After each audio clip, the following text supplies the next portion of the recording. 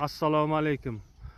Ushbu yer maydoni 2025-yilda Agrobank hamkorligida Uzun tuman Tojikobod mahallasida joylashgan 151-161 kontrlarda qishloq xo'jaligi mahsulotlari, ya'ni karam yetishtirildi.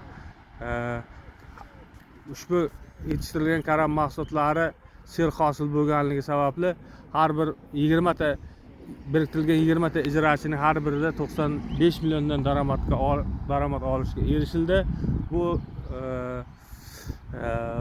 yer maydonining yuzasi uzunligi eniga uzunligi 147 metr, uzunligi 538 metrdan iborat.